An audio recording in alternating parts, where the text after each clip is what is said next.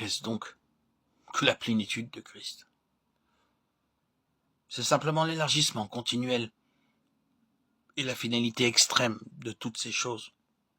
La croissance constante de vie, la fraîcheur, la force dynamique de Dieu dans la vie, cette force motrice, cette nature divine qui est dans sa vie, ne devrait jamais, jamais, jamais s'arrêter.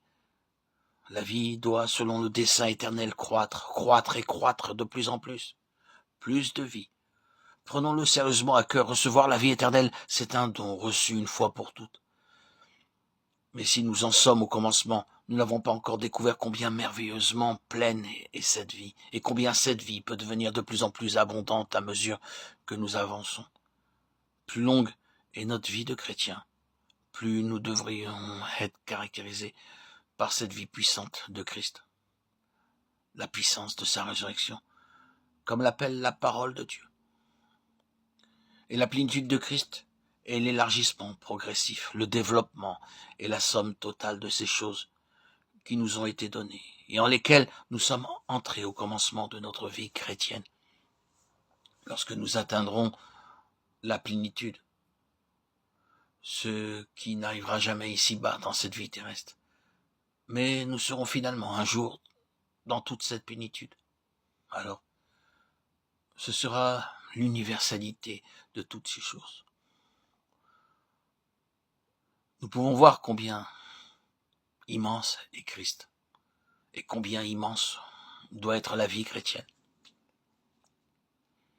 Les Écritures nous disent que Christ doit remplir toutes choses.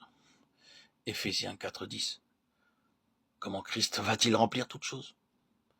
Cela signifie simplement que lorsque ce but sera atteint, tout, et c'est un vaste tout, un tout infini, sera rempli de sa vie, rempli de sa lumière, rempli de sa liberté, rempli de son amour. Il n'y aura rien que lui. Tout ce que Christ est sera exprimé dans la création tout entière. C'est là le but de la vie chrétienne. Et nous ne répondons pas à notre but, si cela n'est pas vrai d'une manière progressive maintenant. S'il n'est pas vrai que ces choses croissent en nous, nous avons manqué l'objet même de la vie chrétienne. Oui, s'il n'y a pas en nous plus d'amour, et encore plus d'amour, et de nouveau plus d'amour, et de vie, et de lumière, et de liberté, nous avons manqué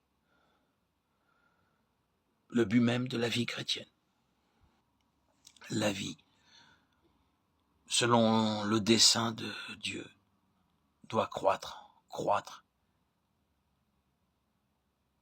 de plus en plus.